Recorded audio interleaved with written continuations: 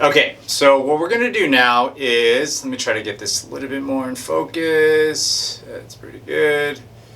Okay, so what we're gonna do is we're going to figure out how to cut worn down keys. Those tend to be a little trickier, and you have to do something called prepping.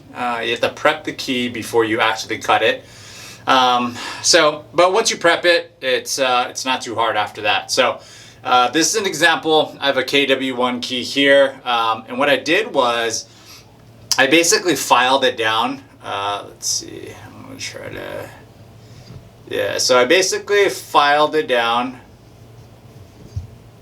Let's see, okay, yeah, you can see I filed it down just to make it look a little bit like an old key. So just imagine this as a key that someone has used quite a bit and it's sort of worn down in the front.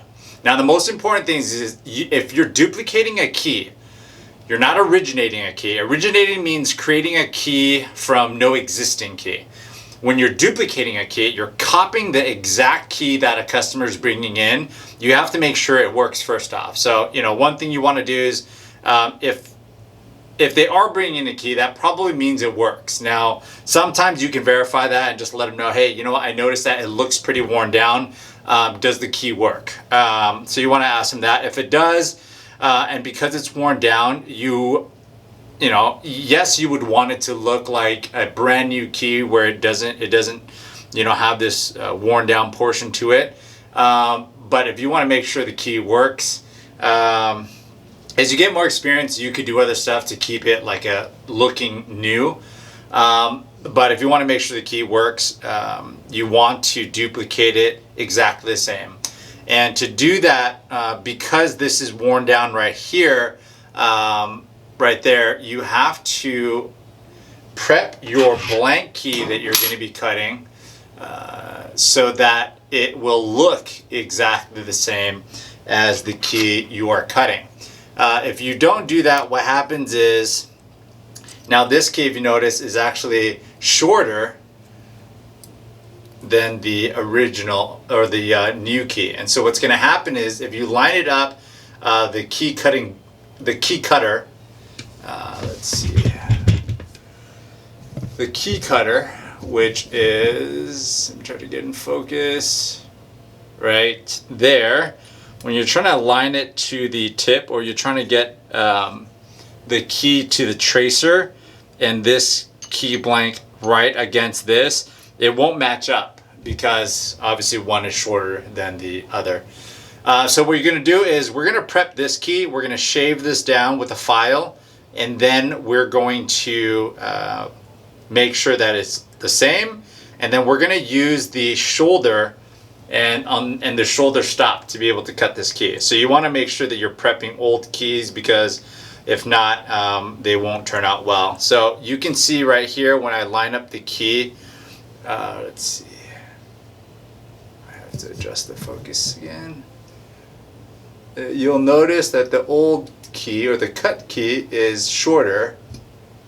It's shorter than the other one. And so we want to make sure that we can shave this portion down before we actually cut the key. Okay, so how I'm going to do that is you sort of line it up. I'm looking at the shoulders. I'm looking at the shoulders here. I'm lining it up. And then I see how much I need to cut. And what I do is I take the key that I'm going to cut, the key blank, and I'm going to file it down. I have a file here. This one is basically a pretty rough file, and what I do is I pretty much just shave it off. Don't take too much. Get a feel for it. Measure again. See if, how much more I need to take off. I look at it, and I continue to file it down to make sure that it is almost there. So I'm getting close. Let's see, getting close to it being better. Not quite there yet. I just need a tiny bit more that I need to file to make sure that the key is prepped and it looks like the other one. Let's see if we can adjust it more.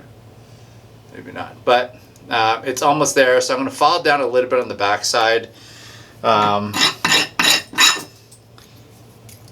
just to make sure. I put the key that I'm duplicating, the customer's copy, usually on the top, and I put the key blank in the back to see what needs to be cut. A little bit more.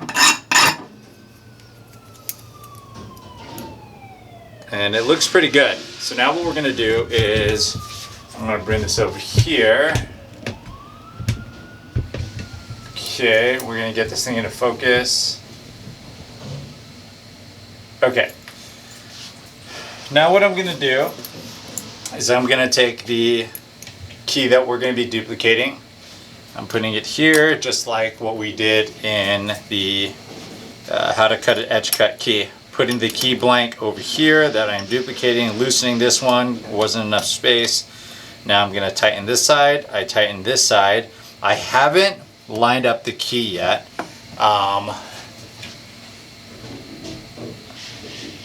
So I wanna see if I have it lined up. You'll notice, no sound yet. You don't hear the metal being cut on the blank key. So what I'm gonna do is I'm gonna now use this shoulder stop just to make sure that it's lined up. So what I'm gonna do, I see that there's more tension on this key on here, and it's a little loose here. It means this key should go back a little bit. So I'm gonna loosen this while holding this tracer, this shoulder stop in place. And you probably didn't see it, but there's a slight loosening, and the key moved back that way. Okay, so now that I did that, I'm gonna see if it's lined up. It's looking really good, but I'm gonna make a tiny adjustment. I'm gonna move this way a tiny bit, and let's see if we can get that sound. You hear that? That tiny little sound means that we're right on spot. So now all you do is you just go back and forth, layer by layer. You'll notice that that blade is right up against that shoulder stop on the right side. That means it's going to be a good cut because you're duplicating exactly the one on the left. Once I do that, go back a couple times, turn it off. Watch this. You have to make sure your hands are not near that blade. I'm going to release this one. I'm going to compare it. What I do is I look at, let's see, I look at the shoulder, and then I look at the shoulder, then I also look at the tip to make sure that they are even. If you notice, it looks pretty good. Looks pretty good.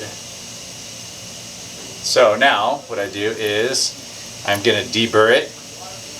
You notice there it has all those little metal shavings right here. So I'm gonna deburr this thing now.